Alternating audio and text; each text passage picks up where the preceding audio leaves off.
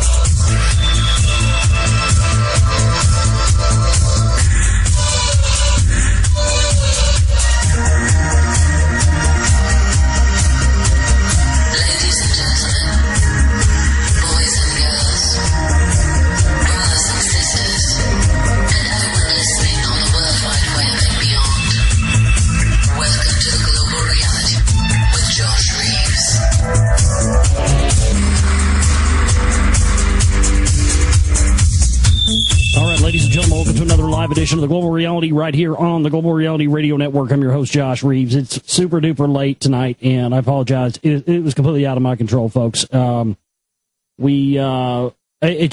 is why I don't have a set show time. This is why I don't have, the show doesn't start every time. That's why I don't even tell people if there's going to be a show or not. I just play music on the stream, and if you hear that, now it's gotten to the point where I almost can't even do that. Because literally, we don't have any problems with the stream, folks. This stream never has any issues 24 hours a day except until right when I'm about to start a show. And tonight I had closed out the archive and started my tunes. We had one song play, and somebody came in the chat room, going to be a show tonight? Going to be a show tonight? When I've told everybody since from time immemorial that, number one, if you hear music on the stream, that means there's a damn good chance of there being a show. Very rarely do I play music and then back out of a show. I have done it before, but it doesn't happen very often. And then not only that, when you hear Hangar 18 come on, you think I like playing the song Hangar 18 every goddamn night? No, but I like the song, don't get me wrong, but that's the cue that the show that's been set up, and everybody seems to already know that. But literally 5 minutes after we had some Anon come in. And by the way, that person also claimed they made a donation. They did not make a donation. I checked their IP. It came from St. Louis, Missouri. I've got nobody from a donation from anybody from me there anytime lately. So I know it wasn't somebody from there.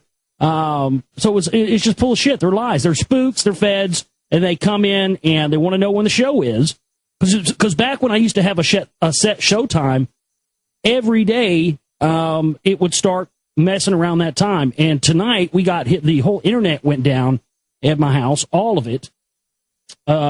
We had, nothing would work. I literally almost gave myself a heart attack, worked myself into a frenzy, and almost busted my goddamn network computer. Just out of sheer frustration, because I didn't do a show last night because there wasn't a lot of material. So I was rip-roaring and ready to go tonight. And right when, again, never any issues, never any problems at all. And here it is. So, I apologize. And if you don't want to listen to the show and you'll listen later on archive, I completely understand. I won't hold it against any of you if you don't want to listen live. Those of you who are deciding to stay up late with us and listen live, thank you. I appreciate that, but it's not necessary. If you want to go to sleep, go to sleep. I'm not going to hold it against you. I won't feel bad. Don't feel bad if you got to bail out.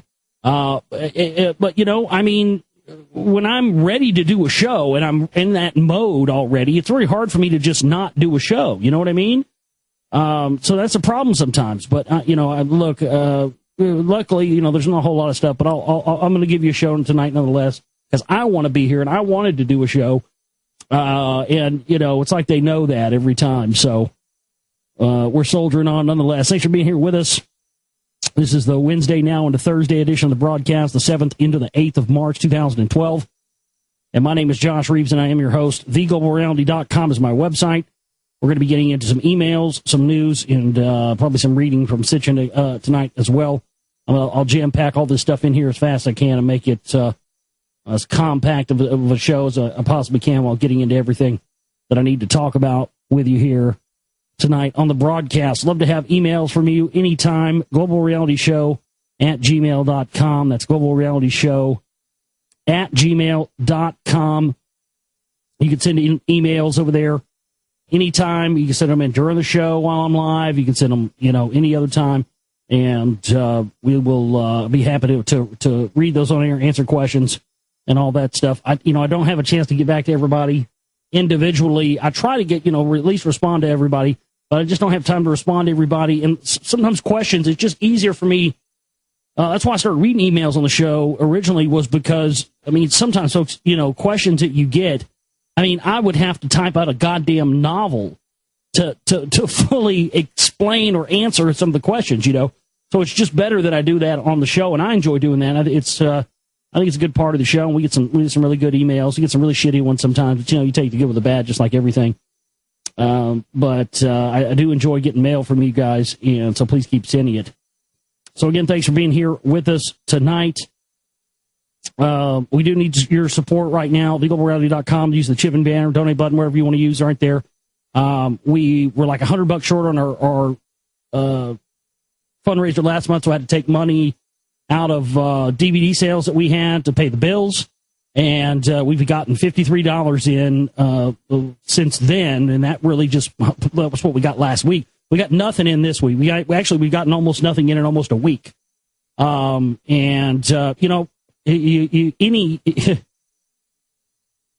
Any entity has to survive. And, again, there's just with the amount of listenerships we have, the amount of listenership we have now, and the amount of new listeners we have, and the way our numbers are. I was looking at our statistics the other day, and I was kind of blown away by the statistics that we're pulling in. And I'll try to pull some of these up.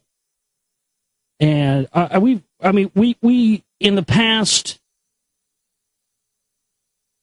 30 days, we have streamed like 258,819 individual minutes.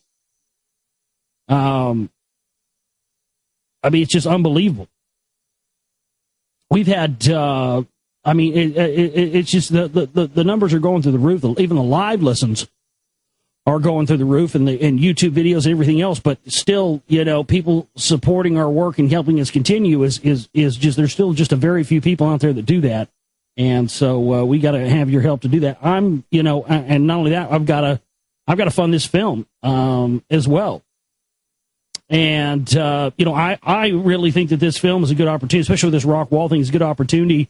I'm giving people a rare opportunity with this, and I can't believe nobody's wanted to come forward with anything substantial on this, because very rarely do you get a chance to be offered what I'm offering to people here, for the people who donate large amounts.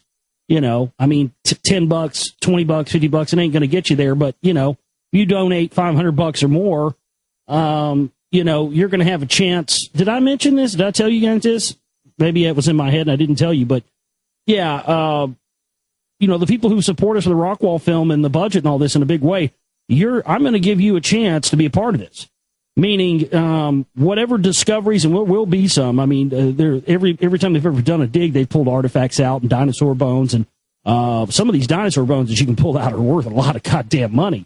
And who knows what else we're going to find, but I'm giving those people an opportunity to, people who donate stuff towards a film, to fund it and to fund the expenses and all that. I'm going to give you, your name is going to be, I'm going to put down those people's names as contributors to the fine. So meaning, if we end up finding whatever we find, if we end up finding some substantial information there, I'm going to put your name down as, a discoverer, somebody who was a co-discoverer in that research. And you can't buy that for any amount of money. Think about that. Years from now, kids, grandkids, that's something that you're going to have for posterity there that, is going to be very rare. And I want to also try to do something like, sending all of the people who make it happen, make sure I, send those people some artifacts, maybe try to get everybody a brick or a chunk of the, like a small chunk or piece of the wall or something, for the people that's where, I don't know if I mentioned that. I thought I'd mentioned that, but to me, that just seems like a no-brainer. But you know what, regardless of that, I've kind of, resigned myself to just, I'm just not going to stop, and I'm going to get it done either way. And so whether or not people support this film or whether they don't, I'm going to get it done, and I'm going to sell off some of my music gear, which I don't want to do.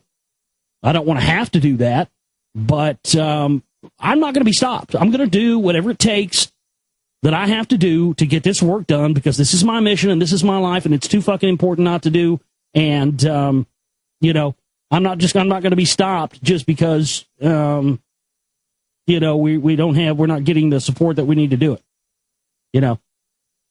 I will beg and borrow and hopefully not have to steal. I've never had to steal anything in my life, but you know what I mean? I'm at that level where I'm going to do anything and everything I have to and everything I can within my realm and scope of my being to not only get this film done, but to also dig something up and get some fucking data and some science and some research on this stuff and get some hard data, because up to this point, nobody's provided any real data. And what data's been found, people have obfuscated and hidden and not allowed to be out there and lied and use cognitive dissonance to cover it up. I mean, the fact that I've proven already beyond a shadow of a doubt that the science surrounding the scientific community standpoint on the wall is based on flawed data, that's huge. Because, again, all of the spots that the scientific community have analyzed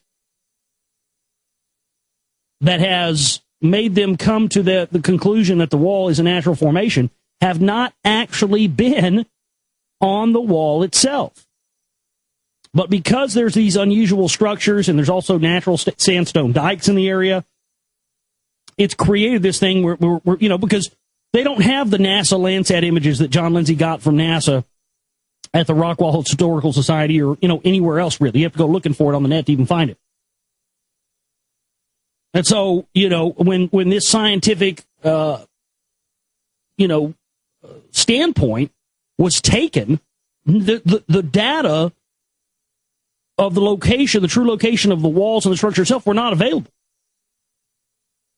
And so nobody in the scientific community has bothered to re-examine the wall and look at the fact that there has been, because you have all these outcroppings and structures within the wall itself, because those are natural formations and maybe other formations that they've built onto later, but no one's actually excavated anything and had a scientific analysis on the wall itself. So the data that the science community is basing its assumptions of natural formation on are completely 100% flawed, folks. And, I don't see anybody else going to step to the plate and do this. And in the research I've already found blows away any of the information that's pre-existing on the internet you can find on the wall right now. This is too big to just quit and give up on. And, again, I mean, we're talking about $5,000 or so to fund this whole goddamn film. And as far as the dig goes, I mean, even when we get to the point where we're actually going to be doing some digging, it's not going to cost all that much money, especially if we already have, we have somebody that's, has a piece of land with some of it on there. Then all you're talking about, I looked in how much it's going to cost to rent a backhoe and all that. It's like $500 for a week or something. I mean, it's like $200 a day or $500 for a week. It's cheap. And I already got people who volunteered to say they can do that. I got people who are archaeologists who volunteered. Tons of other people who want to come and do manual labor and the work to get it done. You're talking about, we're talking about probably anywhere from between, $5,000 for the film and maybe another $5,000 or so total for the dig itself. $10,000, folks. Do you know how little of money that is? The worst piece of shit movies that come out that are B movies have 100 times more money than that put into them. You know what I mean? I mean, there's just this. We're talking about stuff that could change the entire landscape of religion, science, everything.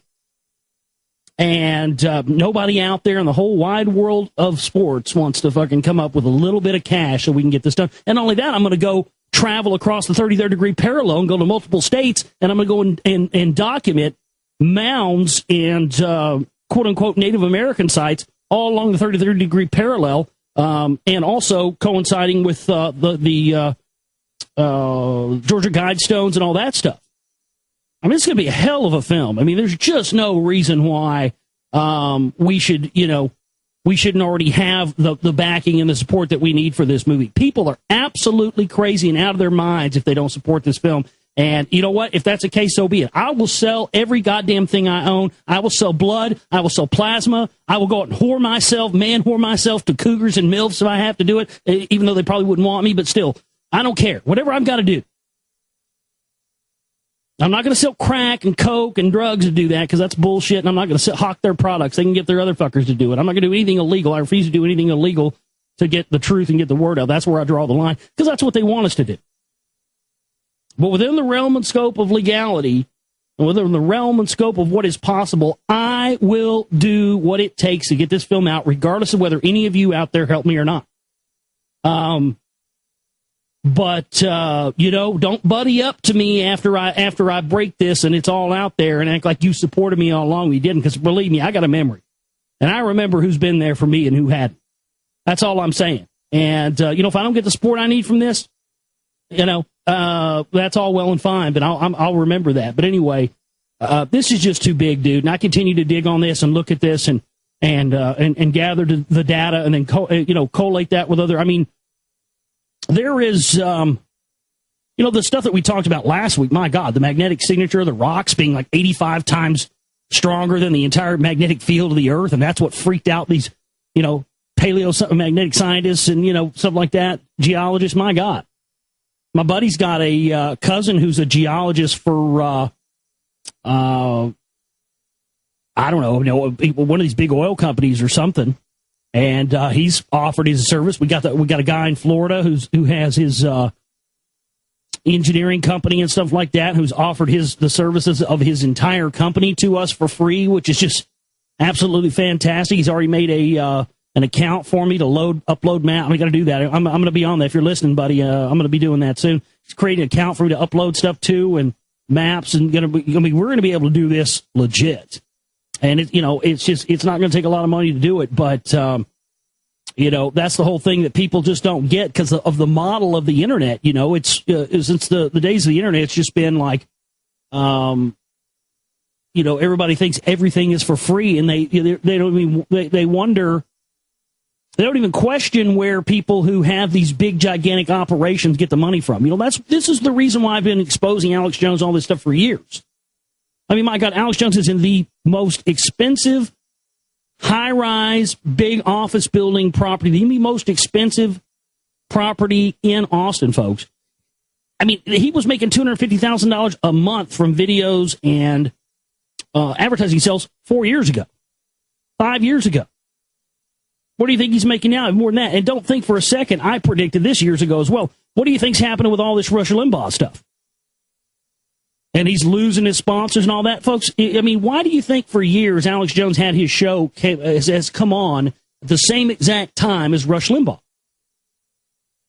They have been grooming him. That's why the connections to the CMP and the John Birch Society and the Jesuits and all these things, all things right-wing with Alex Jones are important.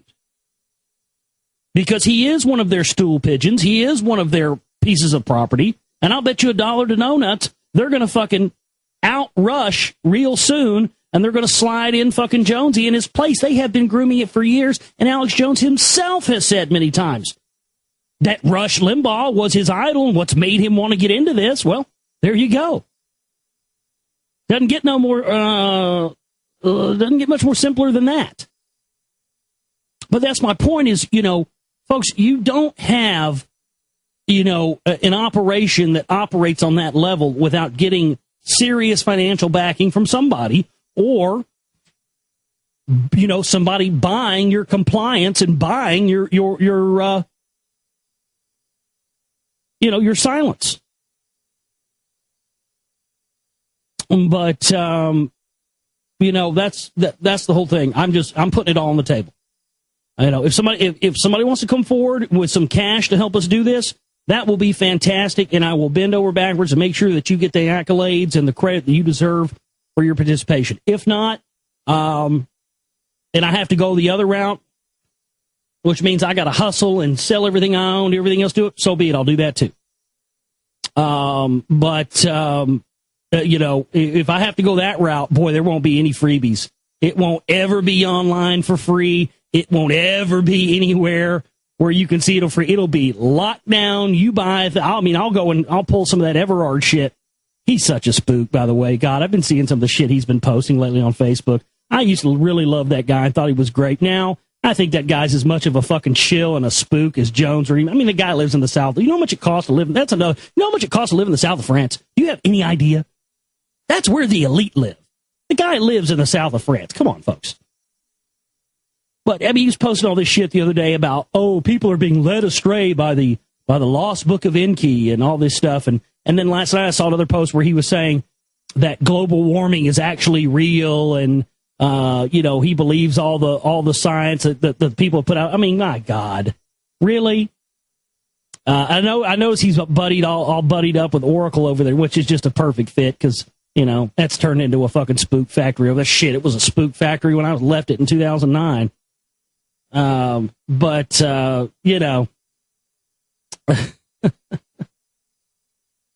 man, wild stuff. But again, thanks for being with us tonight. Let's see what we have here in the way of emails. I'm going to blow through some of these.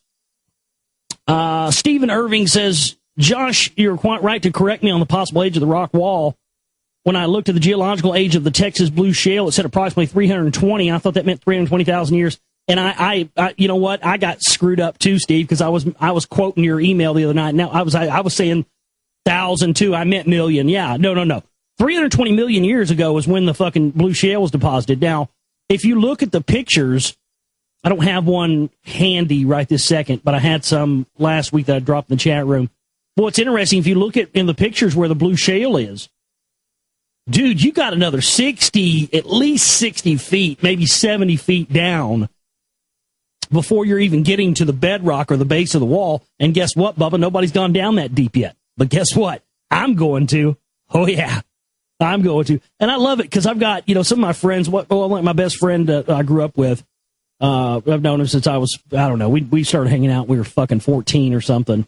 And we kind of been together all, our whole lives and stuff. We didn't see each other for 7 or 8 years. We kind of had fallen out in like 2002 and we kind of went our separate ways for a while.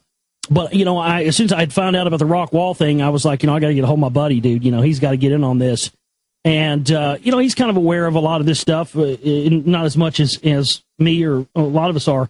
He doesn't disbelieve it. It's just, he just doesn't know as much as we do. But, man, he's been a huge help, especially going out and when we went out and looked at some of the sites and stuff. Because it's just good sometimes to have, another set of eyes to look at the same thing that you're looking at, to come to a determination about things. And I've just been really blown away by the people who have been wanting to come forward and really help. This thing has gotten people excited. If we can get some people excited with some cash, we'll be just fine. Because we got, we're starting to get all the resources and everything else we need. I looked at it again and it meant 320 million. Apparently that the wall is truly older than dirt. Who knows who built it? By the way, I've been following you network to network. I first listened to you when you had your weekend show on RBN, I think. Well, thanks, Steve. You know what, Steve? I thought you'd been around, even listening to me. I could have sworn I had got like a donation from you for 9/11 New World Rising, even before I had a radio show. I could be wrong about that, but anyway, Steve, I appreciate you so much. Yeah, man. I mean, that's why it's so important. That's why I've kind of balked at the idea that the Anunnaki built it, because, like you said, I think it's like Anunnaki came 500,000 years ago or something, right? Well, this thing was probably built 500 million years ago. And, I've identified a couple of these quote unquote Native Americans, or we can call them Native Americans or Indians, but they're really not even that. No, they're older than that in some cases. But, there were races of what people have called Indians that were giants, several different tribes that existed around the United States. And every time they've excavated any of these mounds, every single mound the United States have ever excavated, they've had giants in. And there are mounds, the whole downtown area of Rockwall, are giant mounds where the courthouse is and all that stuff. There's an even bigger one right by where I found a prime piece of the rock wall at. And I located a bunch of spots on this piece of property. Me and my buddy went over there to check it out. It was all fenced off and they had posted signs, but come to find out, it's a bird hunting reserve.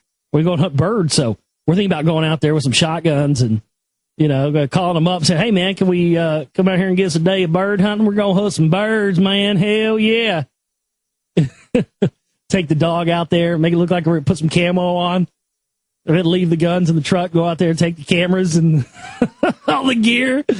Yeah, we're just looking for rocks. No, I mean, really, this guy, he probably didn't charge very much, $50 a day or something, go out there and hunt. Yeah, we're going hunting all right, but we ain't going hunting for no birds.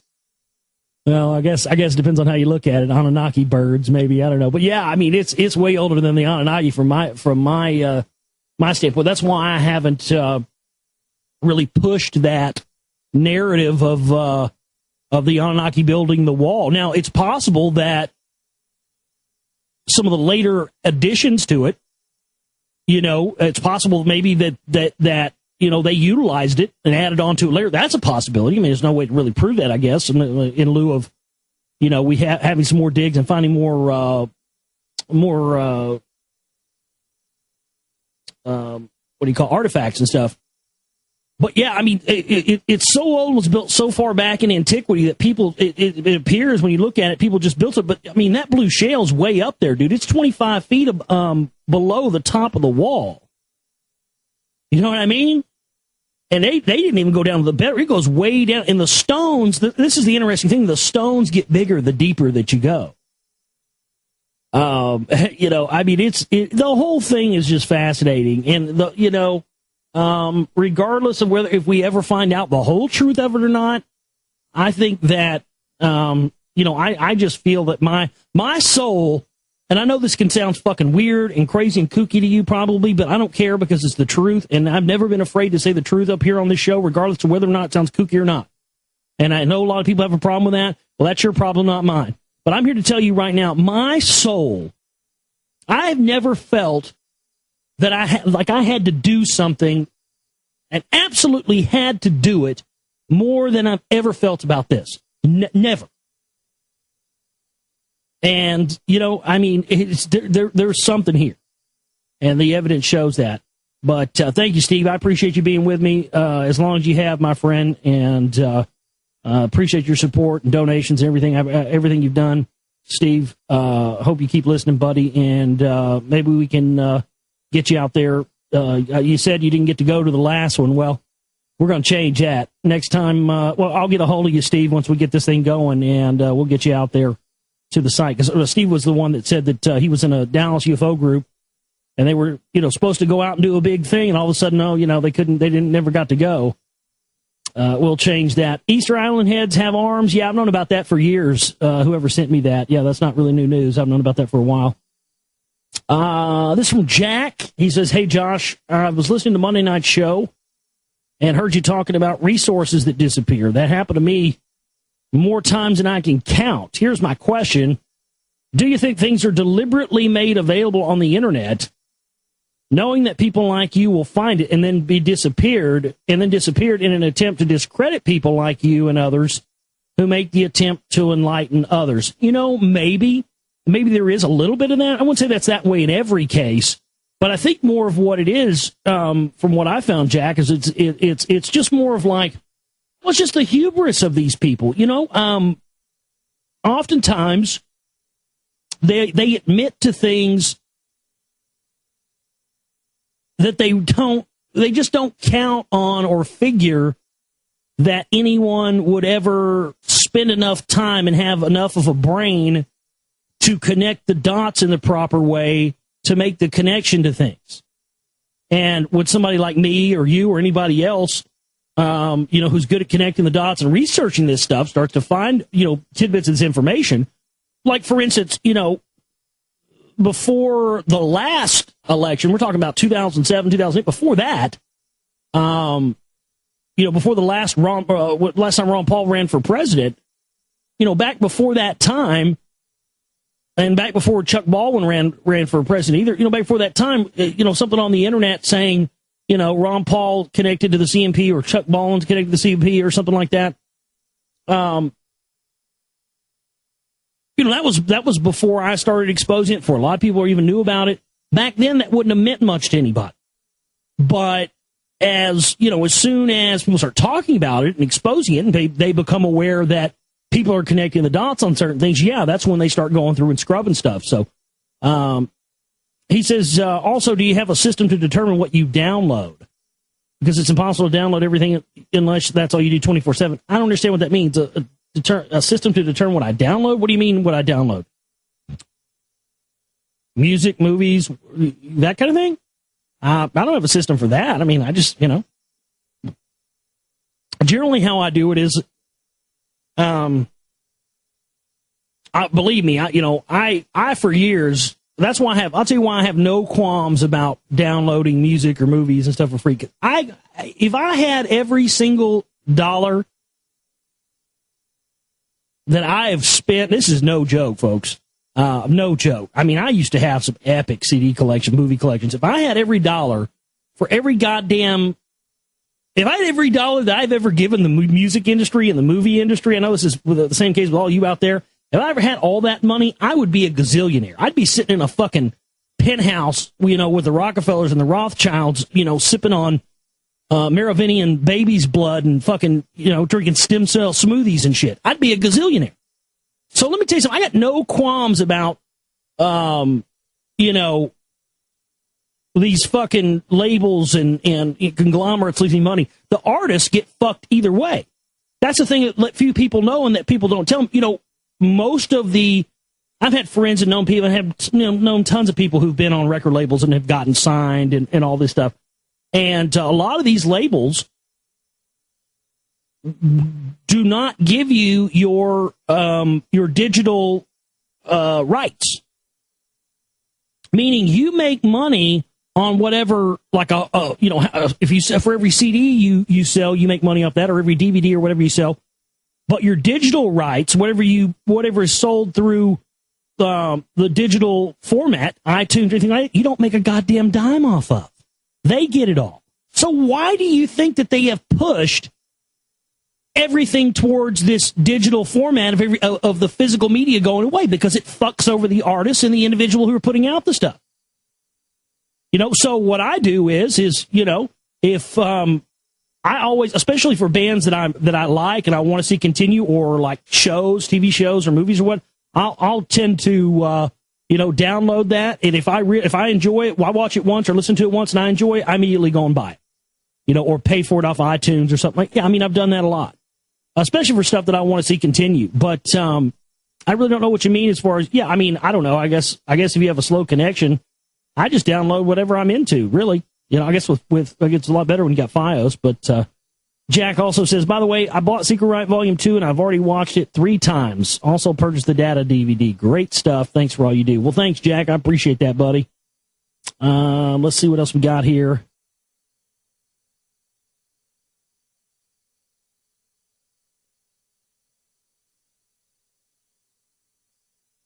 Josh, this is from Ben. Josh, have you seen the show Tosh O? Tosh Zero? Tosh O? No.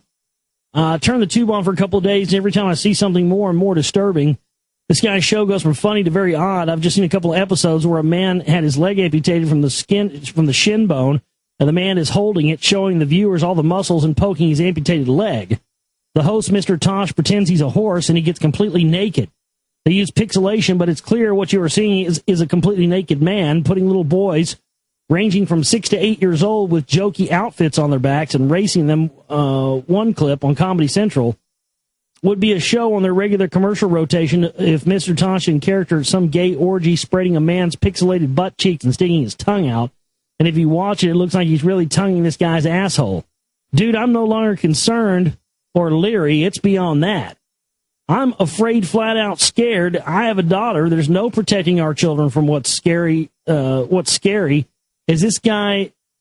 What's scary is that this guy is funny at times, and other times he'll say stuff that's just mean, and still have that Calvin Klein model style smile. Today he said that McDonald's has started a website for black people so they could be informed as to when the McRib would return. Oh, Jesus.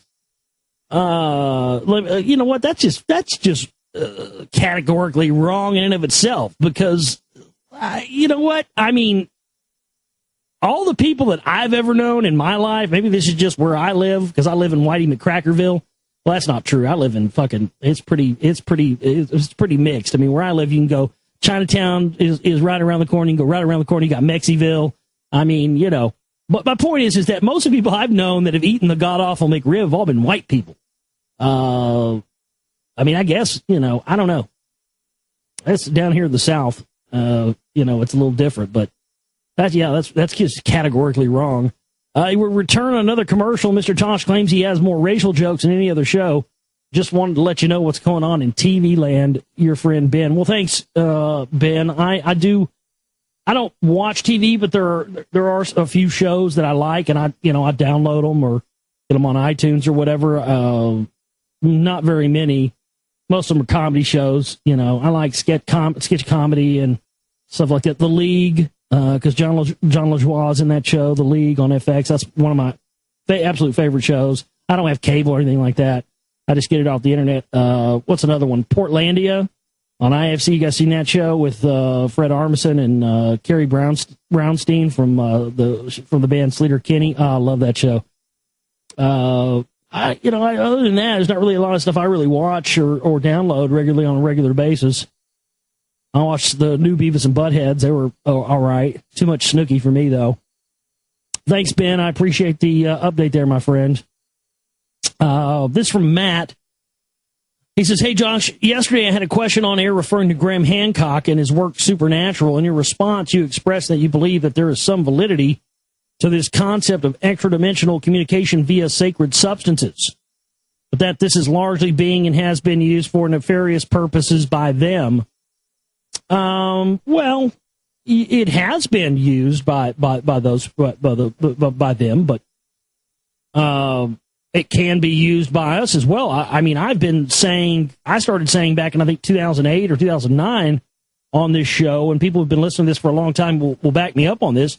I've been saying for the longest time that, that's why you have had these people like Stan Monteith, who's CMP and Knights of Multiple, these people all saying, because I was trying to find where in Freemasonry it said that they were devil worshipping Luciferians and all this stuff, and it doesn't, there's nowhere in that do you find that.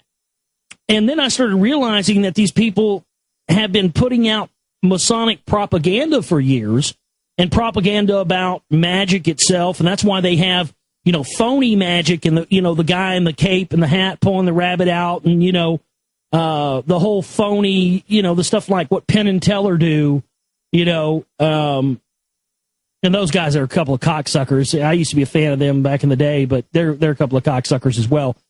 And but what those guys do, David Copperfield and all that crap, they present this phony illusionary magic stuff, and then people think that is magic. And then when they hear about Aleister Crowley or John Dee or Enochian magic or any of this stuff, they associate that with pulling the rabbit out of the hat, and they think that that's what magic is. And then they never understand that no, magic does exist, but it doesn't exist in how you've been told it does.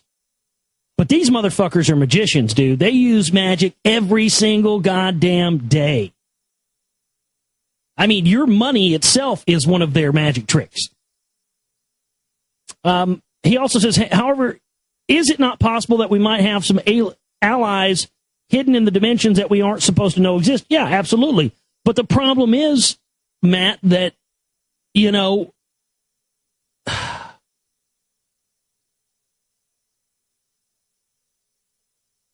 how do I say this without, there's no way to sugarcoat this or to be nice about it. I want to be respectful to people, and I want to be nice.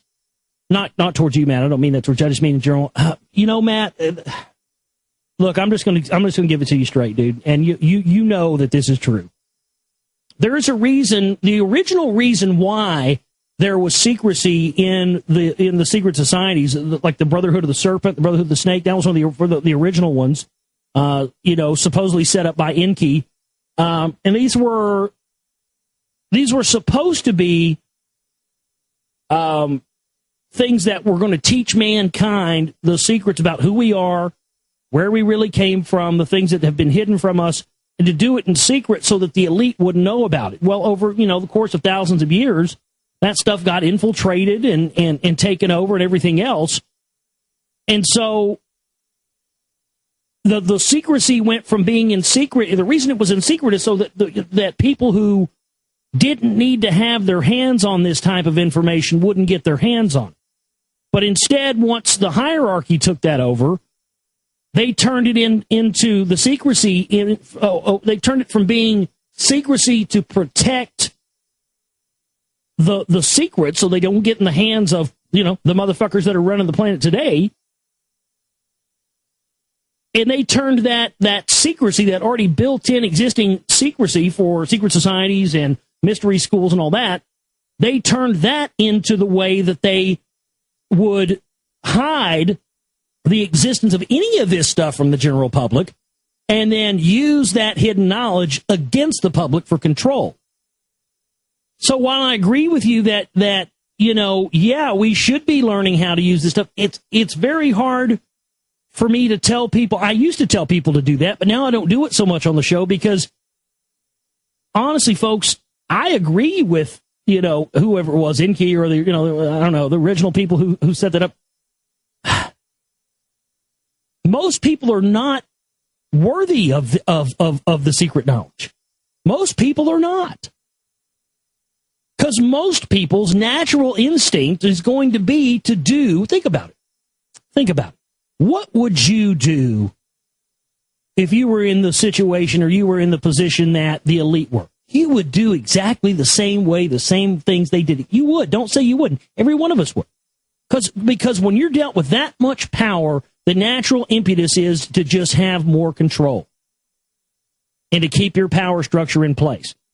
So because he says here, should we not familiarize ourselves in detail with the tools that have been stripped from our ancestors? Are we being deceived with the potential of extra-dimensional communication is only presented as dark and evil? Well, it's not that it's just dark and evil. It is dangerous. There are magical texts like the Abramelin and stuff that were banned for years and years and years because people were finding them and they were messing with them and they were like conjuring up entities, and there are reports all over the place from entities being unleashed and stuff, and it just wreaked havoc all over the place. So yeah, the problem is that there hasn't been a precedent set for people who have the goodwill at heart and to do good things for humanity and not evil and enslavement. Up to this point, there hasn't been, that we know of, anybody who has these in secret who is looking to do things for the good. And so, like I said, I have said on the show before, and I still think it's important that we look into these things. But I don't suggest that you go out and you start, conjuring stuff out of the Necronomicon or out of the, the Abramelin or the, there's tons of, there's just tons of them. What else is there? The Goetia or any of that stuff. Yes, there is, a chance that you could use it for good, but when you don't know what you're dealing with, and believe me, I've messed with a lot of this stuff before, and I've never done any, dark black magic or done any real conjuring or anything, but I do know for a fact that the spiritual entities and stuff like that are tricksters, and without being a trained magi and somebody who's gone through some of the ancient mystery schools, there's really hardly a very accurate way to be able to tell whether or not these entities that you're communicating with have good intentions or not. Because they may tell you all day long they have good intentions and then, get you to do something for them and then boom, turn around, you're fucked. So, I think that we should all learn as much as we can of these ancient sciences and these ancient hidden occult texts and all this stuff. But, as far as everybody becoming practitioners of it, it's dangerous. I mean, I've seen it be detrimental to people in small ways. I've seen people get into magic before and totally ruin their lives and totally become terrible people because of it. Justifying immoral and just shitty acts and treating people in shitty ways and being terrible people towards, towards other people, friends and family or whatever, and justifying it because, it's because it's the craft or it's their path, People, there are people who get into the esoteric stuff and they get into the new age stuff. And then, just because you have this information doesn't mean that it automatically, just because you have it, it makes you a good person. You have to change yourself and become a good person in spite of the information and in spite of the knowledge, and it should make you a better person, but it doesn't in every case. Believe me, I've seen many cases of it. people justifying fucking people over or justifying being a total, terrible person to somebody, all under the guise of, oh, it's my path. I'm just following just following your path. Following your path is just fine. But justifying fucking people over or justifying being, inconsiderate to people under the, guise of following my path, you're not, you maybe think you're following your path, but when you're, when you're screwing people over or just being bad to people and treating people like shit, all in the name of your path or your journey, your path or your journey is not going to go where you think it is, and it's not going to be a good ride for you. So those are the things you have to keep in mind. I mean, this stuff, it has has the potential to turn people around. I mean, I've definitely become a better person because of this stuff, but, it's just not meant to be in the hands of everybody. And of course, this is why the priesthood and everything else like that was originally set up. But because we have this natural instinctive thing in us that I believe goes back to the Anunnaki, that's why they couldn't get there.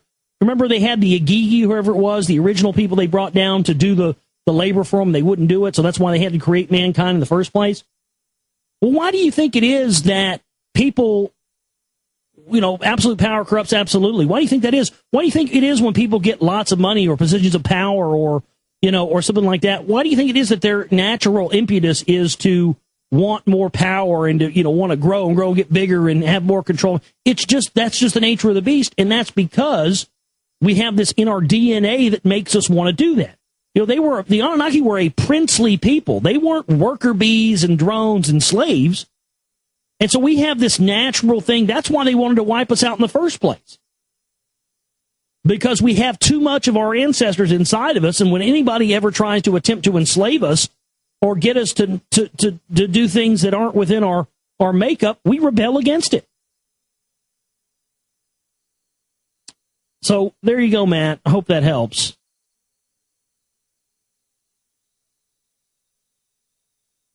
Here's one from John. He says, hi, Josh. Great show last night. You said something about God coming back to Jerusalem, or the gods. I think you're reading from that book. Have you heard about Rael? Yeah, the Raelians. Yeah, I've heard about that. Raelians believe that life on Earth, as well as many religions of the world, were the work of extraterrestrial influence. They believe these were scientists, and the ancient people saw them as gods and gave them the name Elohim. Raelians believe that the Embassy for Extraterrestrial, or the Third Temple, is to support an official contact with extraterrestrial Elohim and their messengers of the main religions at the New Jerusalem. The Raelian Embassy for Extraterrestrials is the vision of the international Raelian movement to establish an embassy at a base cost of $20 million with a landing pad that would serve as a spaceport for extraterrestrial spaceships. Now, I didn't know that. No, I knew about the Raelians and Rael and all that stuff, but I didn't know about that. Wow. Well, the landing pad thing, yeah, that's pretty fucking interesting. Definitely could be a tie-in with this Raelian thing with the Anunnaki. I never thought about that. Never really looked into it. But that's a good lead, John. I'll have to look more into it. The funding of the embassy has been reported over time by the media. Its location is intended to be neutral territory.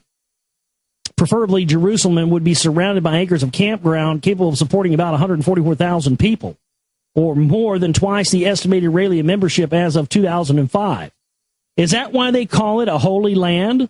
Because God Almighty is going to land there with a spaceship? Yes. Yes, John. Absolutely. If you hadn't heard all the readings we've done of the Sitchin stuff, and yeah, absolutely that's what it is. At least that's what the texts say. That's why there has been a fight over those lands, and why, you've got this people over here saying they're God's chosen people, and this people over here, and why they're fighting between religions is because they believe that whoever is in control of those lands, those ancient lands that were decreed to be, that's why the people, the bloodlines, are fighting over there. They believe that all those lands in the Middle East, according to King Darius on the Behistun inscription in Iran decreed all of those lands to his followers. And all the people that came after him. Well, you trace back those bloodlines, they go all the way back. All of the royal bloodlines, the Bushes, from the royal crown, all that can be traced back to King Darius.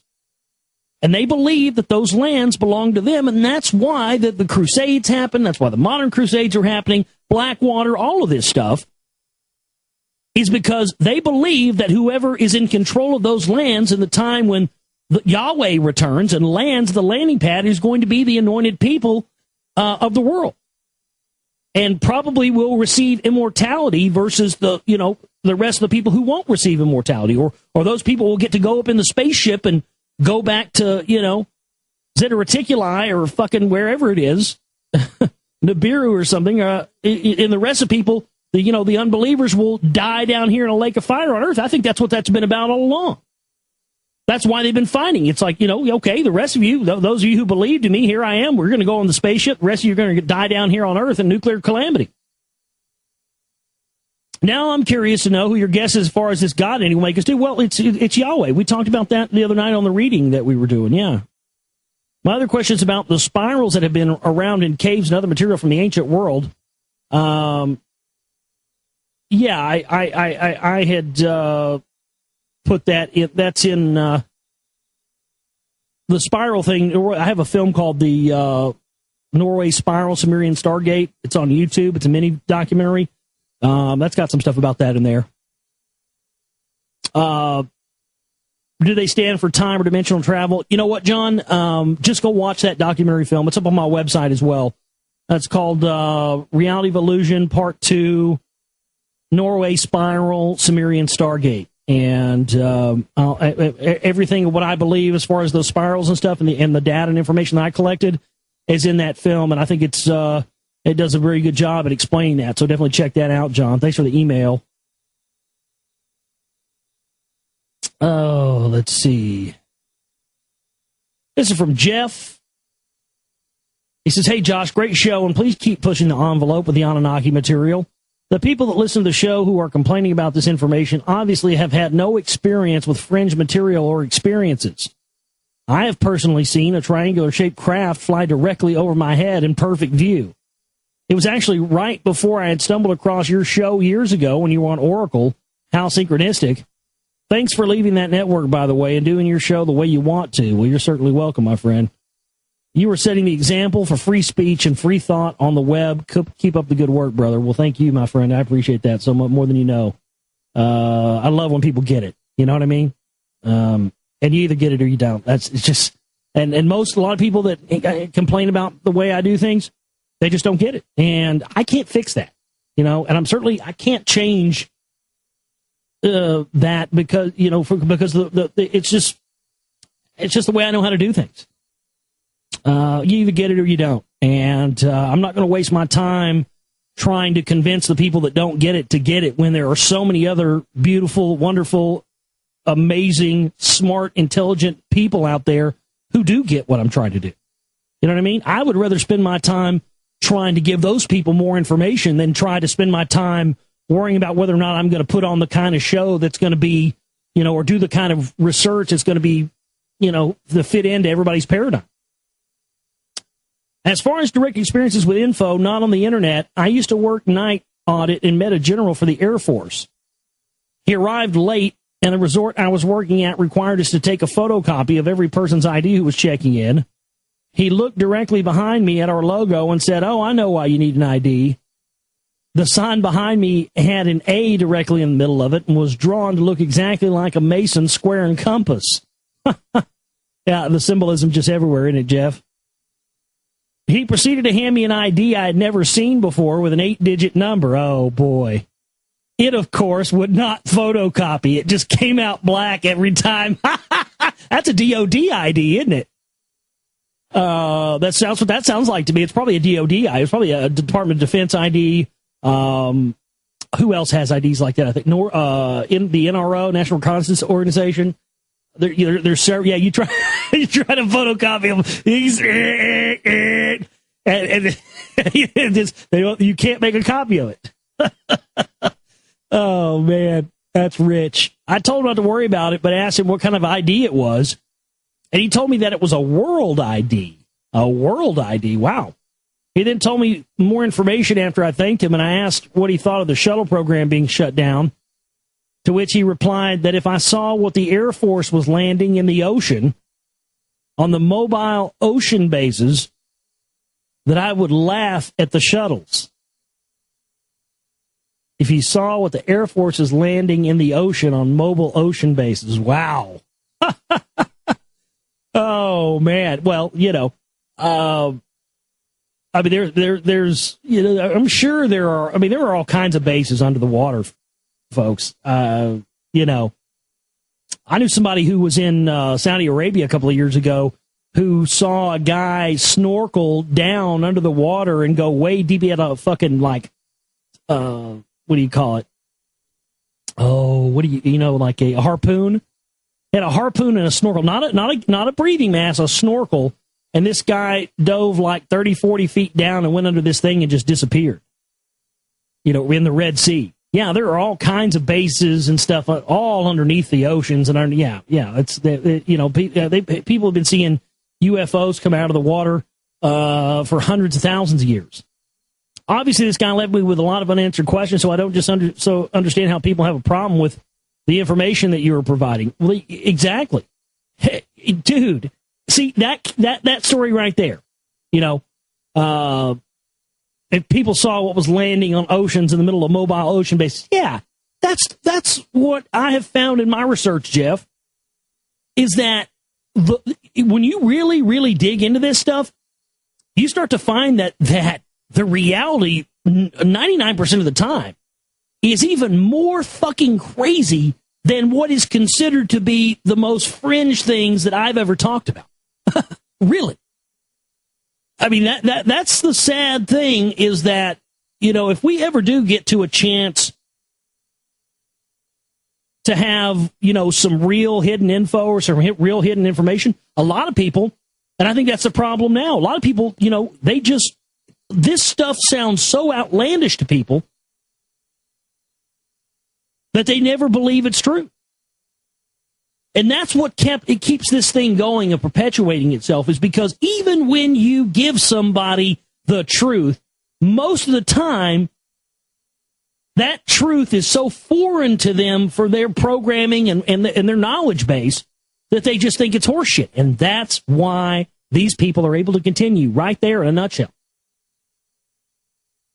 Thanks, and keep up the great work. I'll be launching an independent web comic in the fall that blasts information like the comic of your content of your show in a humorous manner. I would definitely like to drop some cash for ads if you feel like opening up your site for advertising in the future. Check out the preview of the comic if you like, DarthNorris.com, and the weblog, WWDND. So Darth Norris, well, absolutely, Jeff. Let me know, I wouldn't have any problem putting up a banner or something for you to promote, especially, if it's something like that, because, I mean, hell, I love, I love comics. A lot of people love comics. If you got something like that where we could help you out and support your work, and you could, kick some cash to us or donate, I mean, yeah, I think that'd be good. So just let me know about that, Jeff, and we'll see if we can get definitely work something out with you. I'm not above having, something like that where it's an individual and it's not a big company, and it's going to help somebody get their art and their work and their, like I said, you just got to do whatever you can do.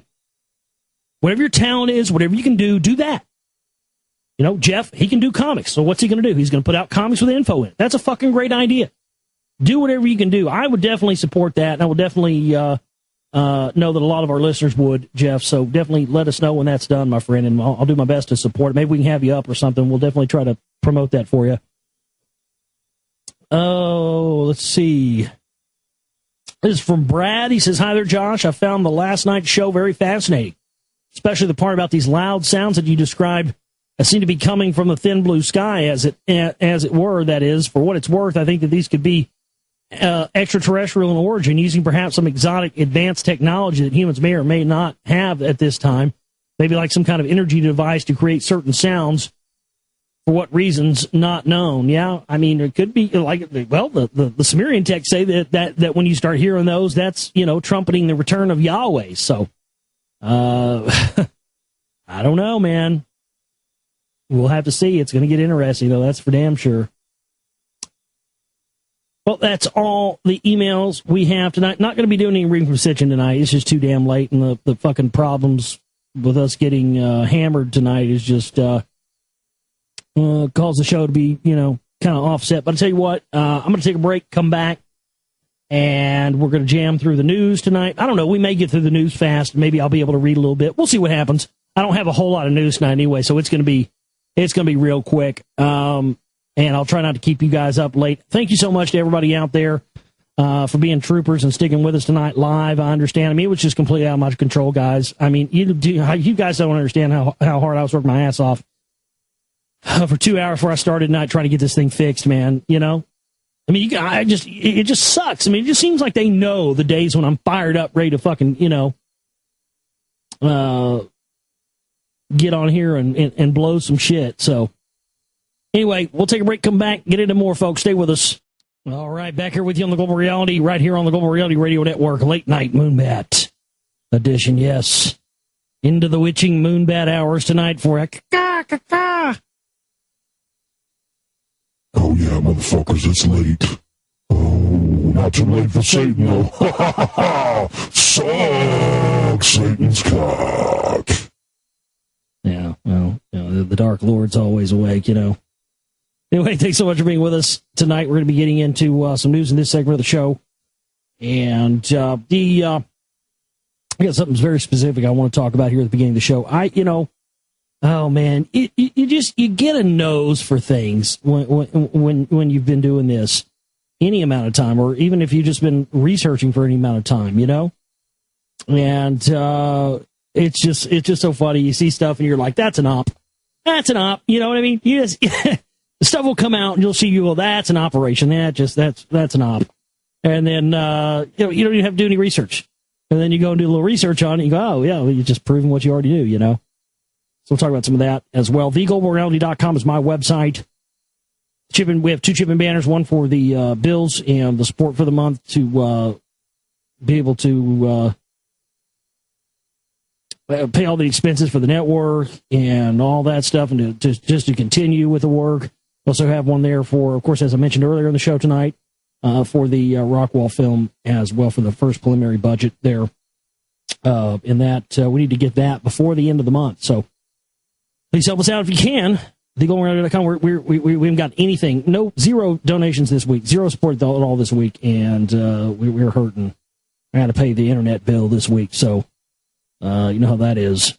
Anyway, I started seeing this thing last night. We got a great piece up on the news section at my website right now at TheGlobalReality.com. Man Hydra he does a great job keeping all the news and stuff updated up there. But if you go, actually, you don't have to go to the news section. You can just go to the home. Just when you come to the website or go to the home button, there's a article up there. All you need to know about Coney. And I had sent that over to Man Hydra, our webmaster, earlier, and he got it right up. Did a good job getting it up there. I appreciate everything he does for us, keeping the website updated and looking good and everything. But I saw this last night. It was when, I don't know how many fucking hits did this thing get. I noticed that like 7 or 8 people on my friends list on Facebook had posted this video last night, and I just immediately saw what it was. And then I started noticing today that I was seeing a lot of arguments between people. I was seeing people, calling it for what it is, which is an op, and then I saw other people, saying that it was legitimate. But there's a thing up there. I don't know if you guys are aware of this, but I'll read. This came from a website called The Educated Field Negro, and I don't know. There's so many, there's a reason why stereotypes exist, and in so many different, it doesn't matter if you're white or black or brown or, it just doesn't matter. Those stereotypes exist, and when people embrace those stereotypes and don't allow it to define who they are and actually, are real people, all that stuff goes out the window. But I got to tell you, there's so many people who are the stereotype in a bad way, but, I just love when when I see people who are really smart and educated and don't play into the stereotype of things. But from this website, he says, "You do not need my permission to share this. Please link it widely." I do not doubt for a second that those involved in Kony 2012 have great intentions, nor do I doubt for a second that Joseph Kony is a very evil man, but despite this, I'm strongly opposed to the Kony 2012 campaign. Kony 2012 is the product of a group called Invisible Children, a controversial activist group and not-for-profit. They've released 11 films, most with an accompanying bracelet color. Kony 2012 is fittingly red, all of which focus on Joseph Kony. When we buy merch from them, when we link to their video, when we put up posters linking to their website, we support the organization. I do not think that that is a good thing, and I am not alone. Invisible Children has been condemned time and time again as a registered not-for-profit. Its finances are public. Last year, the organization spent $8,676,614, and only 31% of it went to their charity program. This is far from ideal, and Charity Navigator rates their accountability 2 out of 4 stars because they haven't had their finances externally audited, but it goes way deeper than that. The group in favor of direct military intervention and their money funds the Ugandan government. The group is in favor of direct military intervention and their money funds the Ugandan government's army and other military forces. Well, my God. I mean, Uganda and all those parts of Africa. Folks, it's been an op there to take over all that stuff for years. Why do you think they had CIA Clooney down there in Darfur? Why do you think they use people like Angelina Jolie and the CFR and her dad, fucking John Voight, is a fucking high-level Freemason? I mean, my God, you didn't think we'd notice that and that bullshit propaganda, National Treasure stuff. They put Nicholas Coppola, fucking Mr. Black Nobility. I mean, Coppola bloodline, folks. That's Black Nobility all the way. And then George Clooney, I mean, my God, the guy is absolutely a CIA agent, folks. He fits the bill on it every which way to Sunday. Why do you think the guy's played a CIA agent in like 10 movies? And why do you think they use these actors for agents? Because they're perfect agents. They are perfect agents. And they are a lot, it's a lot easier to at the negotiating table when you've got, the face of George Clooney, and people associate that with movie stars and stuff like that. Dude, I mean, that's why they do this. But we'll get into that in just a minute. Here's a photo of the founders of Invisible Children posing with weapons and personnel of the Sudan People's Liberation Army. Both the Ugandan Army and the Sudan's People Liberation Army are riddled with accusations of rape and looting, but Invisible Children defends them, arguing that the Ugandan Army is better equipped than that of any of the other affected countries, although Kony is no longer active in Uganda and hasn't been since 2006 by their own admission. Still, the bulk of Invisible Children's spending isn't on funding African militias, but on awareness and filmmaking, which can be great, except that Foreign Affairs has claimed that Invisible Children, among others, manipulates facts for strategy purposes, exaggerating the scale of LRA abductions and murders and emphasizing the LRA's use of innocent children as soldiers and portraying Kony, a brutal man to be sure, as uniquely awful, a Kurtz-like embodiment of evil. He's certainly evil, but exaggeration and manipulation to capture the public eye is unproductive, unprofessional, and dishonest. Well, yeah, that's because they're saying this guy over here is bad. Put your money into this group. If this group, whatever it is, what are they called? This Kony 2012 thing. And what was the name of it? Invisible Children, folks. This, beyond any shadow of doubt, this has CIA op written all over it. And, it's another one of those things where they do this because, if later people find out, because all they want money to go to, oh, no, this side guy's bad over here. And then they make people think that, oh, this person's evil, support our cause. They get donations, and then they're getting the public to fund their operation that in reality actually extends the grand agenda of the global power structure. And what's interesting is I see so many correlations between this story of this Kony 2012 thing, which has gone absolutely viral in the past 24 hours and become a very contentious issue. That's why I'm talking about it. If folks, no video gets that many hits and goes that viral without somebody being behind it. And the funny thing is, I've only seen this happen in a couple other cases. I saw it happen with the original Loose Change movie, and I saw it happen with Zeitgeist. And in both cases, You know, I always had suspicions that that they were, you know, being funded from the inside. Because they just don't get that many people reposting it unless it's an operation and that many hits. But I see so many correlations between this Coney 2012 thing and the Alex Jones operation that it's ridiculous. Because that's exactly the same thing the Alex Jones thing does. They get all these people to pump money into buying survival products and buying water filters through Jones and you know, miracle creams and gold coins and whatever else they sell, and making donations, thinking that money is going to fight the quote-unquote New World Order or whatever, and meanwhile that money is going directly to people like Adnan Khashoggi and you know, Carla Khan and other people to fund operations like 9/11, meanwhile providing this phony narrative of conspiracy and truth to people like Alex Jones. Why do you think he has all these quote-unquote government insiders and all this stuff, and insiders in the White House, as he's claimed? That's why. Because he's the front that provides this phony narrative or an alternative narrative to the mainstream, and then all that money goes in to fund actual New World Order operations. This is what I've been trying to get across to you for years. And to see this happening in the exact same way with this Coney thing, it's just unbelievable. But you can read the article up on my website. But there's a little picture thing there, and you can follow. If you go to my website right now, go to the front page.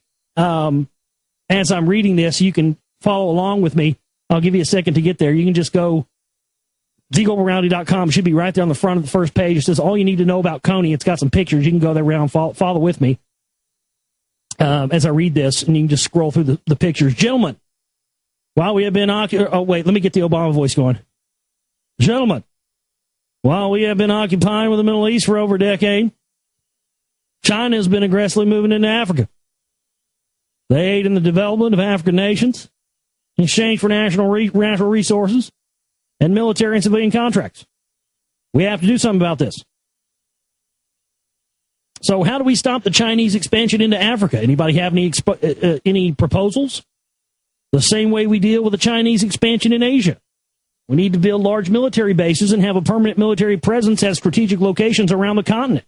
One does not simply invade Africa. We've been at war for 11 years. We just ended the war in Iraq, and we're already ready to invade Iran. Anti-war sentiment is at an all-time high. We can't possibly sell the idea of establishing military bases in Africa to the world. Besides, Africa is no threat to America. How will we get the public to support large-scale military operations in Africa? I have an idea. There's this guy in Liberia called General Butt Naked. He's murdered over 20,000 people, mostly children. I also heard he likes eating the still beating hearts of toddlers. That does sound like the kind of shit they cook up, doesn't it? Yeah, we got General Butt Naked over here, and General Butt Naked likes to eat the hearts of toddlers. God damn it, we got to go get him. He's a threat to democracy and a threat to freedom. That old General Butt Naked. Of course, the infamous General Butt Naked, I saw a documentary about him on Vice, but he has a really stupid name. There are hundreds of mass murdering warlords in Africa. Pick one with a name that doesn't sound so stupid. How about Joseph Kony from Uganda? He's not as bad as General Butt Naked of Liberia, but his name just rolls off the tongue. He'd be very easy to market. Kony, huh? We'll start a viral campaign against Joseph Kony. We'll appear to the first world guilt and self-righteousness of hipsters. God, that's what it is, isn't it? That sums it up the best right there. We'll appeal to first world guilt, white guilt, more specifically, and the self-righteousness of hipsters. God, that's all I've seen is these goddamn self-righteous hipsters. You know, they won't get behind a cause that's real, but they'll jump all over a cause they think is real just because everybody else is doing it. And we'll make a YouTube documentary with epic music that sounds like the Gladiator theme with women crying and stuff, and we'll post it on Reddit. Reddit, that's genius. It'll go viral within a day. 2 million views in one day. Even an MMO champion link to it. We're definitely viral. Yes, that soundtrack is excellent. So emotional. Feels like that part in Gladiator where Maximus finally reunites with his family. This is going to be so good. Not only will the people be begging us to intervene in Africa, hipsters will actually grab rifles and go to Uganda themselves to save the children. Yeah, it's pretty good, but I don't know about the part about hipsters grabbing rifles and going to Africa themselves. I don't think it's that good. Mother of God.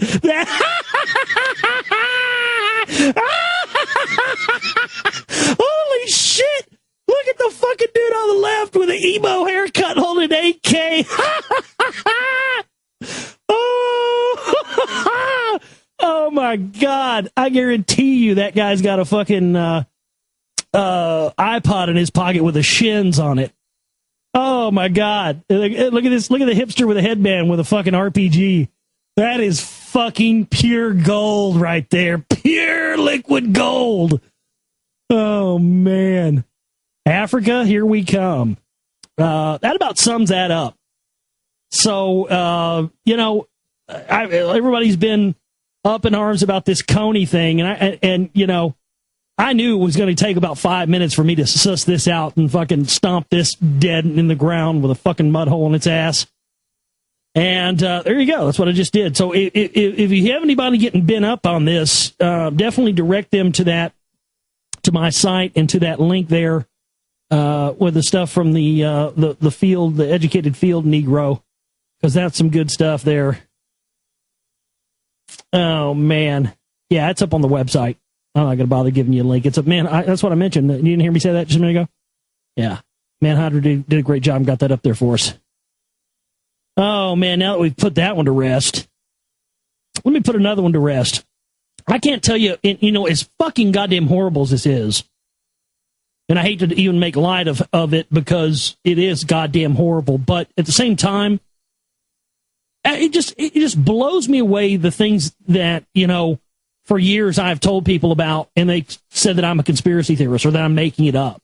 I used to tell people, I've been telling people for years about, rabbis and how they suck the blood out of the penis when they do the circumcision, and there's goddamn pictures of it all over the internet.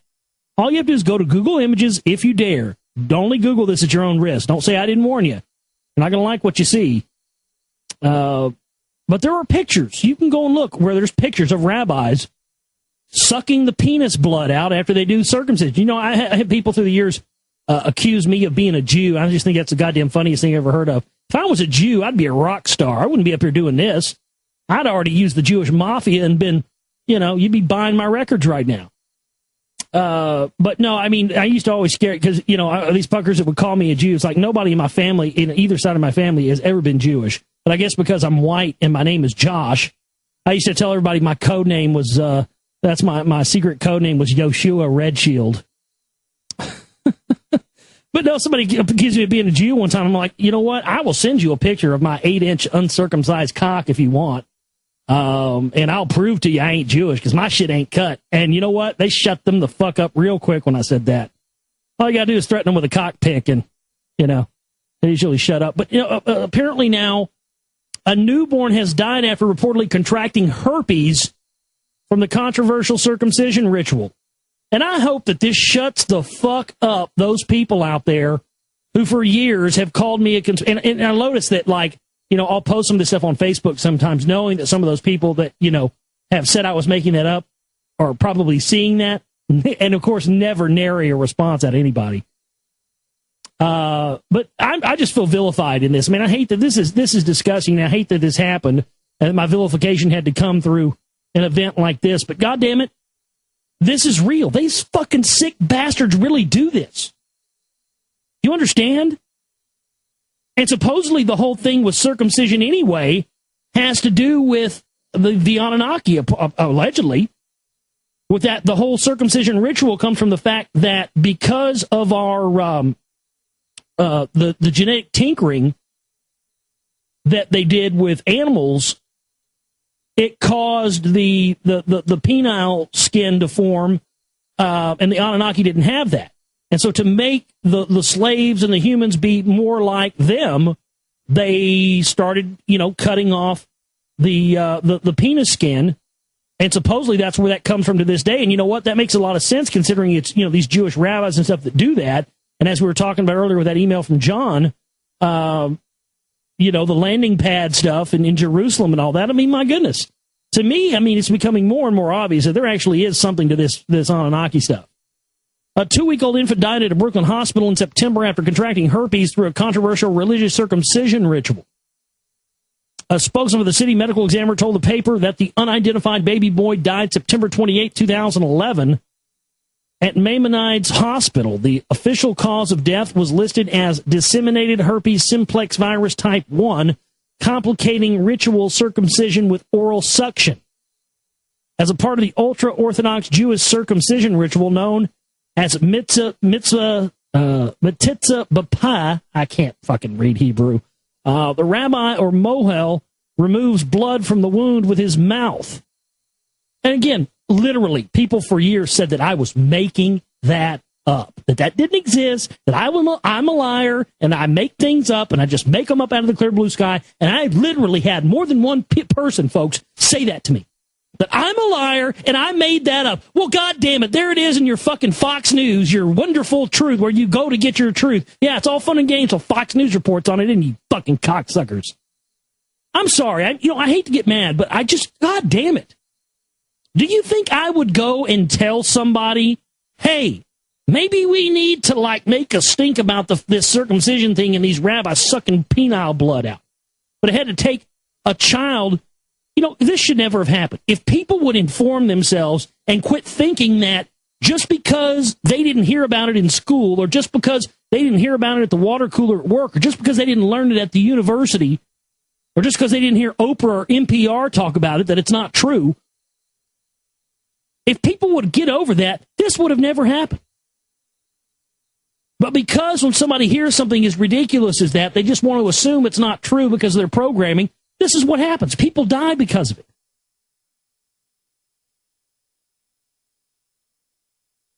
Oh, man, you can't save those that are already dead, though.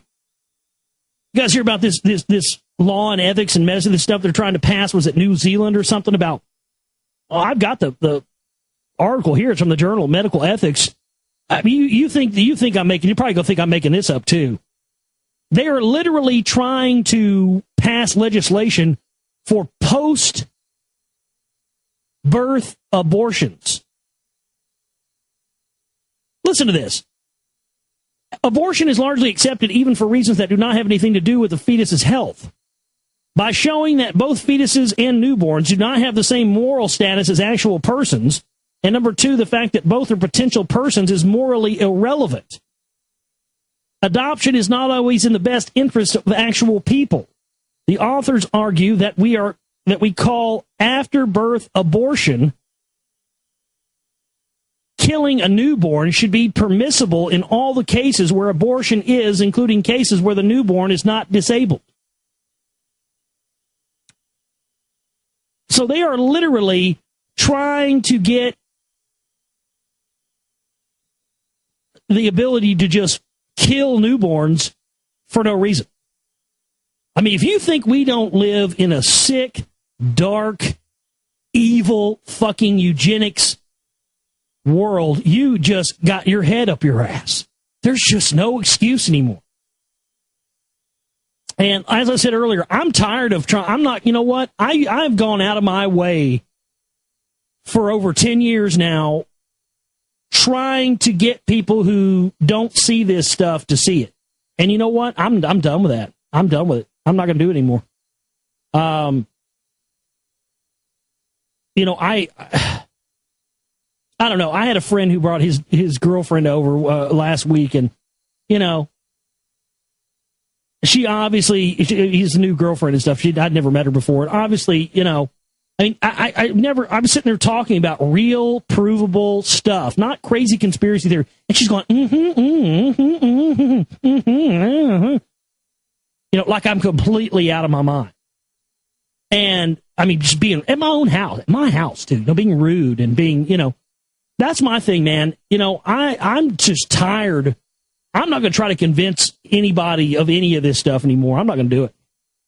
You either get it or you don't. Like I said, I'd rather spend my time bringing information to the people that get it already. I mean, don't fool yourself out there, folks, and thinking that you can change people. I mean, you can wake people up to this stuff sometimes. But don't waste your time and spin your wheels and waste your energy trying to get people who are never going to get this stuff, most likely, to wake up to it. You're really just digging your own hole, and you're going to waste all kinds of energy, and you're going to lose, it's just not worth it, man. It's not worth to put the stress on yourself, any of that stuff. Talk about this stuff, and if people don't get it, you just tell them that's their problem, But to me, it's more important to focus on the people now who actually get this, and that's what I'm going to try to do. I'm done trying to convince people this stuff. You either get it or you don't, And there is more than enough information out there to prove all these things. But again, a lot of people just want to live. Ignorance is bliss. They want to live in their happy little world, and that's all well and fine. But when the shit really goes down, don't expect that, because I love that.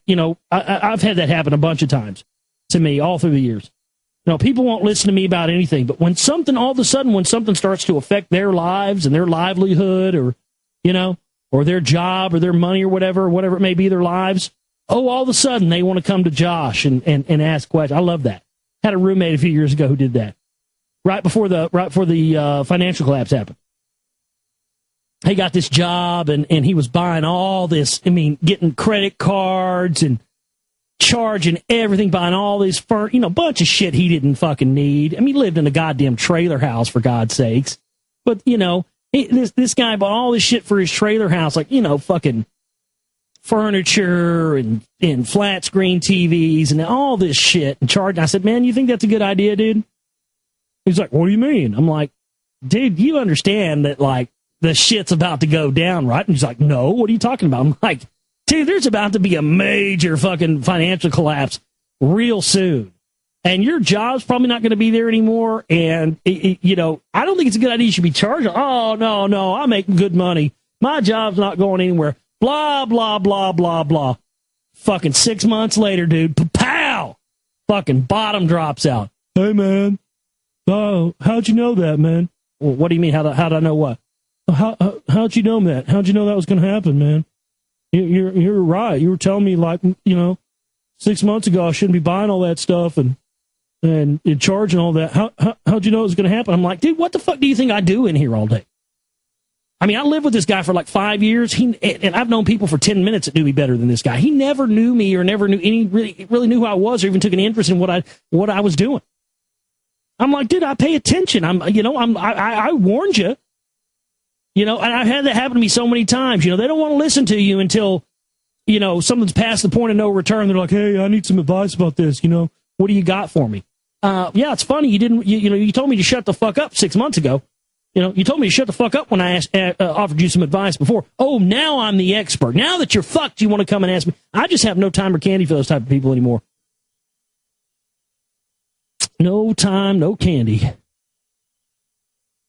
Oh, man, this is a great one. Middle school teacher is placed on leave after students discover her porn past. A California middle school teacher has been placed on leave after administrators learned from students that the educator appears in porn videos available online. Stacy Hollis, a 31-year-old science teacher at Richard B. Haydock Elementary School in Oxnard, was removed from the classroom Monday, 3 days after pupils reported spotting her in a series of X-rated clips. No, wait a minute. This is a middle school? Now, wait a minute here. Let's see if it says anything about this in the article. No, it doesn't. Wait a minute here. She wasn't doing this while she was employed as a teacher. This was all done before she ever worked as a teacher. But wait a minute. This is a case in point of how fucked up we are as a society. Did she do her job as a teacher? Did she show up every day? Did she ever have any problems? Did she try to sleep with any of the students? No, none of that. Nothing at all. She perfect teacher. The issue here shouldn't be whether or not this teacher, and by the way, I went and checked out her work.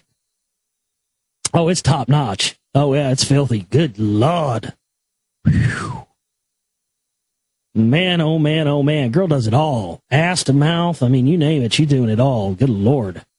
Yeah, her name, she goes by Tiffany 6, so you can go and look up Tiffany 6 to see some of her work if you'd like to. I had to go check it out. But seriously, the issue here should be, what the fuck are middle school kids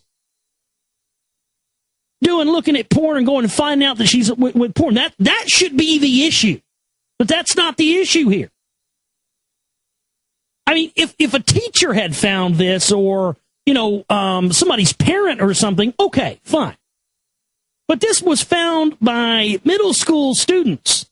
So the issue should be, who the fuck are these parents who are allowing their kids access to internet porn to even find this in the first place? But she's pretty hot. I'd do her. I mean, I would, I say, you bring her back, you scald the kids for looking at porn, and you put her in charge of the fucking sex ed class. She's an expert. Goddamn, she knows what she's doing when it comes to that. I can attest. I saw the video. Fuck, dude. She knows. Hey, obviously she's an expert in that. Let her be the sex ed teacher. Call it even. She was it says, I love this part. It says, Hollis can be seen in some of the videos engaging in a wide variety of sexual activity with a partner. Oh, yeah, she does anal. She does it all. Oh, yeah. White, black. I mean, every color, dude. She's doing them. She's seen a wide variety of sexual activity with a partner portraying a delivery man for Big Sausage Pizza. And there's this picture, and it's a picture of it's a picture of the teacher standing there, and she's got money in her hands, and the guy's got his dick through a pizza box. I don't know about you, dude, but I don't know. Maybe I'm just living in the wrong geographic location. But the chicks I've ever hung out with would not be real happy if I stuck my dick through the middle of the pizza and said, "Hey, baby, come get some of this big sausage pizza." Mm-hmm. Oh my God. But yeah, I mean, seriously, who are these parents that are allowing their kids access to porn? That should be the issue here. I don't give a rat's ass. I mean, is she a good teacher? Fine. Is she doing everything she's supposed to do? Okay, great. Who cares? A lot of these girls, they have two choices when they're going to college or, trying to make it and trying to say, I mean, stripping, porn, or working at a bar or waiting tables. That's pretty much it. And you got to wait a lot of tables to get a tuition to go to college to be a teacher. You can earn a tuition to go to college to be a teacher doing porn in about a month. I don't know, man. Here's another one. Does listening to rock music make you racist? 7 minutes of Bruce Springsteen and the White Stripes make students favor white people over others. And if you listen to Gwen Stefani or Akon, you are fair towards ethnic groups. So this will probably be the next in the anti-rock conspiracy they've been running for the longest time. That's just so funny. My God. So if you listen to Bruce Springsteen and the White Stripes, you're more fair. Even Jack White, who is way into the blues, I mean, their whole thing of the White Stripes is based on black music. Seriously. I mean, Jack White, Led Zeppelin, I mean, these pretty much all music. I mean, it's all country, rock, pop, I mean, all of it. Everybody who's anybody knows that almost all forms of popular music came from black culture. And that's why there's always been this, like we talked about before, the duality of the Southern thing, with drive-by truckers. And how in Muscle Shoals you had, white and black coming together in the 60s, Aretha Franklin and Wilson Pickett and all this. And you had all these young white kids singing backup vocals and playing the instruments and stuff. And then in Birmingham, they were just going crazy with racial bullshit. Everybody that I've ever met as a musician knows that the history of all that music going back to Robert Johnson and, Blind Willie McGee and any of this stuff, man. I mean, it all came from black music. And so every single one of us as musicians, for the most part, have all been influenced by black music, whether we like it or not. But if you listen to Bruce Springsteen, and Bruce Springsteen, I mean, my God, listen to Bruce Springsteen. His whole vocal style originally was, when he started, was based on, he's a commie and he's a fucking Obama worshiper. But again, I don't confuse people's personal politics with their music. There are plenty of musicians out there whose music I love, who I don't agree with their politics one bit. But I know for a fact Bruce Springsteen is not anti-black. I mean, give me a break. The guy had one of the best saxophone players in the history of music. Clarence Clemens in his band. His vocal style was a throwback when he first started to black vocal singers. I mean, these, again, divisional stuff here where they're trying to make it to where, oh, you must be, less, you must like black people less if you listen to bands like the White Stripes. The White Stripes are totally based on blues music, dude. Led Zeppelin too. Led Zeppelin was the band that brought out the coded language of the blues to the mainstream. Because back when in the turn of the century, 20th century, early part of that, when records were first being cut and blues musicians were coming out, they're very oppressed. I mean, a lot of that music was not allowed to be. It was seen as very, it was the devil's music and evil Negro music and all that stuff. And they thought it was going to corrupt the youth, which it did, thank God. But they used to have to do this thing in their lyrics called the coded language of the blues, where they would have to, they squeeze my lemon till the juice runs down my leg. Squeeze it so hard I fall right out of bed. I want you to squeeze my lemon till the juice runs down my leg. I wonder if you know what I'm talking about. You know what I mean? It's, shake for me, girl. I want to be your backdoor man. And backdoor man. What do you think they're talking about? Backdoor man. Oh, baby, I want to come in your back door and come give you that sweet lovin'. I mean, that's how they did it. They did this coded language of the blues thing. And then, all of the Beatles, admitted to being influenced by, all the black artists, Rolling Stones, Led Zeppelin, everybody. So, I mean, obviously tells me whoever these, did this study in their scientific manner, they need to do some research on the history of music before they start making assumptions about the artists that make this music, claim that they're, somehow anti-black. That's just ridiculous. They're saying yet again that the finding of the God particle is right around the corner. By the way, expect very unseasonable temperatures over the next couple of days. We've got massive solar flares heading our way right now. It's going to get interesting over the next few days for sure. Bin Laden was not buried at sea but flown to the U.S. for cremation at a secret location. Yeah, we knew that. Claims intelligence boss and leaked email. Yeah, of course. Of course they did, because that wasn't in him in the first place. He's been dead and buried for years. That was a body of some other guy that they killed. You've seen the pictures where they photoshopped it and made it look like him. Of course they had to cremate the body, and of course they weren't going to allow it to come out because it would prove that it wasn't him. And we know it wasn't. He was buried in Egypt after he died on kidney dialysis. DARPA cheetah robot can run faster than you. The robot is a product of the DARPA's Defense Advanced Research Project Agency's program. The robot's movements are patterned after those fast-running animals in nature. Every day, every week now, we have stories. Transhumanist stuff, robot stuff. I mean, my God, folks. What do you think they're going to be using this for? A little robot thing that can run 18 miles an hour? Yeah, they'll put guns on it, strap it to you, you won't be able to run away from it. Hacker group Anonymous takes down Vatican website, and it's starting to come out more than more what I've been saying for months, and another thing I've taken shit for. I've had listeners and activists and people sending me hate mail. Oh, you don't know what you're talking about. Anonymous they're the real deal. Anonymous is us. They're the people. Bullshit.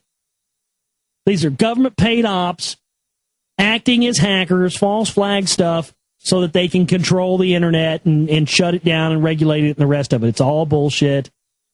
They claim they've taken down the Vatican website. Well, how about you hack, the Vatican's not going to have any crucial information online anyway. All their stuff's in vaults in the analog realm, dumbasses. Oh, you took down the Vatican website. So what? That's a website. It's not the Vatican itself. Why don't you concentrate on taking them down? Oh, I love this. Limbaugh threatened with lawsuit by the supergroup Rush. Rush, the band, has formally forbidden Republican shock jock Rush Limbaugh from using their music on his radio program. Limbaugh has long made use of Rush's music and even played the track The Spirit of the Radio in the background as he insulted Georgetown law student Sandra Fluke, calling her a slut and a prostitute because she vocalized support for universal contraception coverage through private health insurance. Yeah, his dumbass fucking thinks... This shows you how out of touch Rush Limbaugh is. Tells you how long it's been since he had sex with somebody he didn't have to pay for. Women don't just take the pill because they're going to go have sex. They take it, it's a monthly thing. If you look at how they come in those containers where you take them by the day and stuff, right? But the way Limbaugh made it sound, these sluts, they only want this so they can go out and have sex. Like he made it sound like they're going out and, I'm going to eat this birth control so I can go and have sex. What a retard.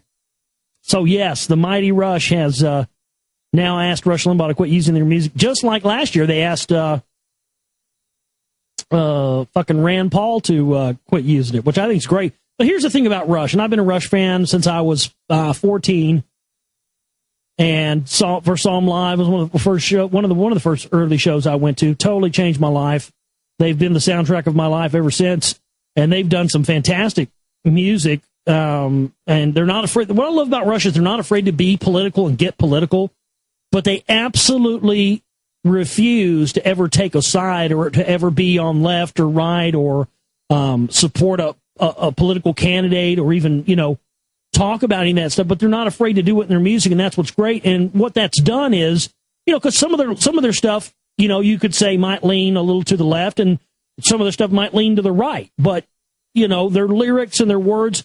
But what happened is that all these like libertarians and right wingers, because some of the influence of some of the records they came out with in the 70s, like 2112 and Hemispheres, that were influenced by the work of Ayn Rand. It was never an endorsement of Ayn Rand's work, but more of an extension of those ideas that she put forward. All of a sudden, all the right wingers think that Rush is like, on their side or something because they're all Ayn Rand worshipers. And nothing could be farther from the truth. That's just too funny. So, looks like Rush has put the kibosh on Rush. That's just fantastic. Man, oh man, oh man. Well, you know what? It's 4 o'clock. Do you know where your penis is? It's late. Let's shut it down. We will be here with you tomorrow with more live stuff. These fuckers just put the wrench in my works tonight, 2 hours before the show was going to start. Oh, man. But we got one off nonetheless. We'll do some more reading from Zachary Sitchin's The End of Days tomorrow. And I'd love to have emails, GoldRealityShow@gmail.com. Please support our work at TheGoldReality.com. You can get a copy of my newest film, The Secret Volume 2, on DVD or Blu-ray. We also have a chip and banner there for the film, the Rock Wall film budget. $1,300 left to go on that. We also have the other chip-in banner for the bills for the month and expenses for the network and doing our work here. We have a donate button there. You can put in any amount up to $10,000 in the donate button, by the way. You can also subscribe and have it come out of your bank account every month. You can use the P.O. Box. If you absolutely can't use PayPal, you can use the P.O. Box to send a check or money order. And we also have an Amazon wish list there where you can purchase something off the wish list that goes towards our work and in lieu of making a cash donation. My name is Josh Reeves. I love each and every one of you, and we'll see you tomorrow for the broadcast. You guys have a great one. Take care.